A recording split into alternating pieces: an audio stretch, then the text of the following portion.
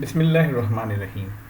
अस्सलाम वालेकुम dear students, मेरा नाम हुसैन है और आज की इस वीडियो में मैं आपके साथ assignment number 2 operation research MTH 601 के हवाले से डिस्कस करने वाला हूँ।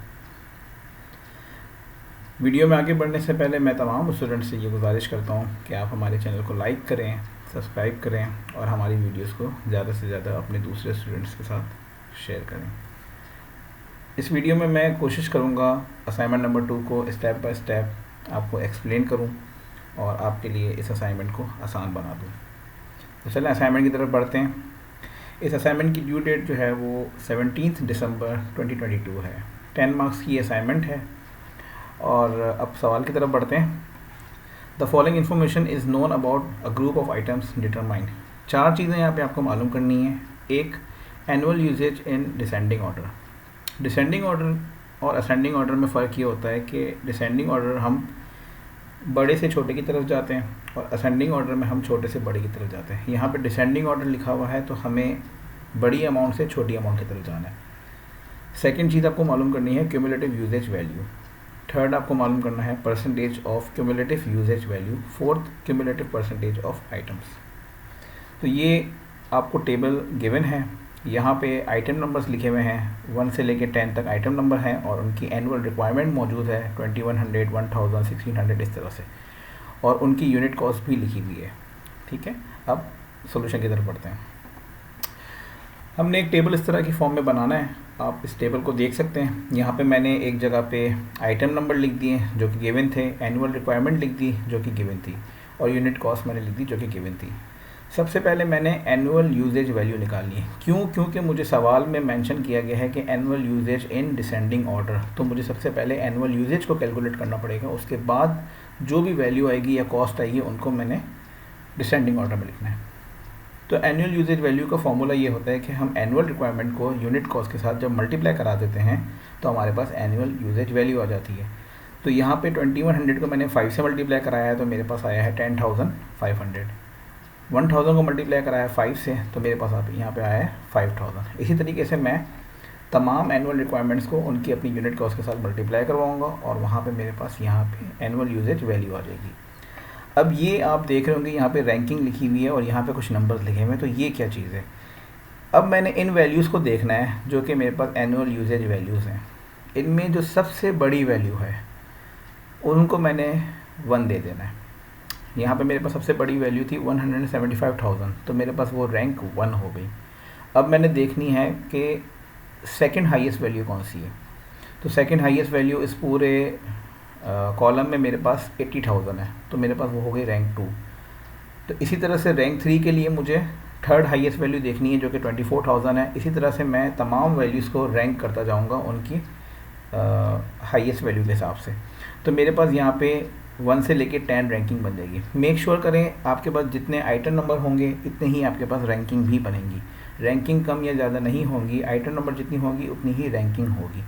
ठीक है, अब हम आगे बढ़ते हैं। ये तो हमने एक चीज़ निकाल ली, यहाँ पे एनुअल यूजेज वैल्यू निकाला। यहाँ पे अभी हमारा सोल्यूशन शुरू नहीं हुआ। सोल्यूशन शुरू हुआ है लेकिन जो चीज़ उन्होंने पूछी है वो अभी तक हमने मालूम नहीं की। अब हमने क्या करना है नेक्स्ट टेबल में, now we will arrange the above table in descending order with respect to the annual usage value calculated above, and then calculate cumulative usage value, percentage of cumulative usage value and cumulative percentage of items। तो इस table के अंदर आपको तमाम चीज़ मिल जाएंगी। हमने यहाँ पे सबसे पहले लिखी है रैंकिंग। ठीक है, यहाँ पे मैंने 1 से लेकर 10 तक रैंकिंग लिखी। ये आइटम नंबर नहीं है, ये रैंकिंग्स हैं जो कि मैंने इस टेबल के अंदर बनाई थी। इनको मैंने एक 1 से लेकर 10 की फॉर्म में मैंने इनको लिख दिया। अब मैंने क्या किया है कि इस रैंकिंग के करस्पॉन्डेंस जो आइटम थी उसको मैंने यहाँ पे आइटम नंबर लिखा हुआ है। अब देखें यहाँ पे मेरे पास रैंकिंग 1 में आइटम मैंने 4 लिखा हुआ है। तो रैंकिंग 1 में मेरे पास यहाँ पे इसकी करस्पॉन्डेंस आइटम नंबर 4 आ रही है। रैंकिंग नंबर 2 में मेरे पास उसकी आइटम नंबर 6 आ रही है। इसी तरह से 3 के लिए 3 आ रही है, 4 के लिए 10 आ रही है। ठीक है, आप देख सकते हैं कि 3 के लिए 3 है, 4 के लिए 10 है। इस तरह से मैंने रैंकिंग के हिसाब से उसकी करस्पॉन्डिंग आइटम नंबर्स यहाँ पे मेंशन कर दिए।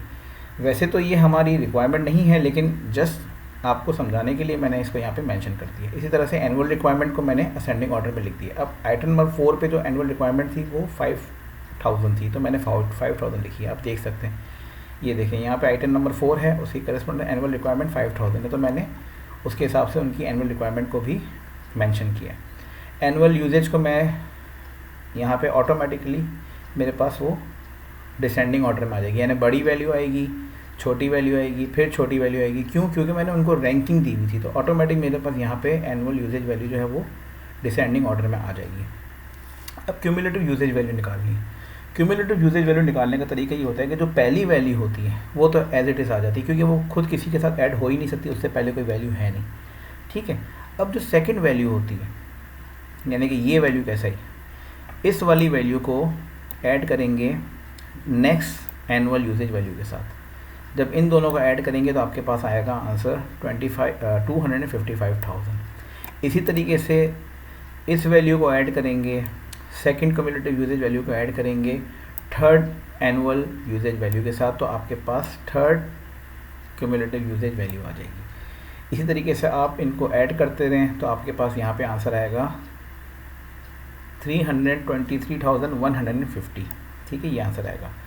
अब ये वैल्यू सही है या नहीं, इसका एक तरीका ये है कि आप एनुअल यूजेज वैल्यू की तमाम वैल्यूज़ का सम ले लें। जब आप इनका तमाम का सम ले लेंगे तो आपके पास यही वैल्यू आ जाएगी। अगर ये वैल्यू और इसका सम सेम होता है तो इसका मतलब ये है कि आपने क्यूमुलेटिव यूजेज वैल्यू सही कैलकुलेट की है। अगर सम और इसमें इस वैल्यू में कोई डिफरेंस आ रहा है तो इसका मतलब ये है कि या तो आपने सम करने में कोई गलती की है, या तो फिर आपने क्यूमुलेटिव यूजेज वैल्यू निकालने में कोई गलती की है। यहाँ तक हो गया। अब आगे बढ़ते हैं। अब यहाँ पे नेक्स्ट ये एक सवाल हमारा था कि डिसेंडिंग ऑर्डर में लिखना है, वो हमने लिख दिया। सेकंड पार्ट था क्यूमुलेटिव यूजेज वैल्यू कैलकुलेट करनी थी, वो हमने कैलकुलेट कर ली। थर्ड पार्ट की तरफ आते हैं, percentage of cumulative usage value. अब ये कैसे कैलकुलेट करनी है? ये हमने कैलकुलेट करनी है कि जो पहली वैल्यू हमारी क्यूमुलेटिव वैल्यू आई है उसको हमने डिवाइड कराना है सम ऑफ एनुअल यूजेज वैल्यू के साथ, या फिर आप ये समझ लें कि जो लास्ट में ये जो वैल्यू लिखी हुई है इसके साथ आपने डिवाइड करा देना है। तमाम वैल्यूज़ को हमने इस वैल्यू के साथ जो लास्ट क्यूमुलेटिव यूजेज वैल्यू है उसके साथ डिवाइड कराना है। तो आप देखें यहाँ पे मैंने इनको सॉल्व किया हुआ है, कैलकुलेशन करके दिखाई है। आप चाहें तो कैलकुलेशन करें, चाहे तो ना करें, डायरेक्ट परसेंटेज में आपने लिखना है, लेकिन लिखना परसेंटेज में, क्योंकि percentage of cumulative usage value पूछा गया। तो इस तरह से यहाँ पे आपके पास 54.15, 78.91 इस तरह से आपके पास यहाँ पे वैल्यूज़ आ जाएंगी। आप ये देखें, जब भी आप कैलकुलेशन कर रहे हों कि आपका आंसर ठीक है या नहीं, तो आप इस तरह से चेक कर सकते हैं कि ये वैल्यूज़ देखें बढ़ेंगी, कम नहीं होगी। 90.98 के बाद देखें 94.23 आया है, 96.09 आया। ऐसा नहीं है कि 96 के बाद 94 आ जाए, नहीं। छोटी वैल्यू ऊपर रहेगी, बड़ी वैल्यू बढ़ती रहेगी और एंड में आपके पास 100% ही आएगा, ठीक है। इस तरह से क्यूमुलेटिव परसेंटेज ऑफ आइटम्स यहाँ पे है rank divided by total items multiply by 100। तो ये 10%, 20%, 30%, 100% आपने ऐसे ही लिख देना है, इसकी कोई ऐसा कैलकुलेशन नहीं है, ठीक है। तो यहाँ पे आपकी असाइनमेंट कंप्लीट होती है। मैं उम्मीद करता हूँ आपको ये असाइनमेंट बहुत अच्छी तरीके से समझ में आ गई होगी।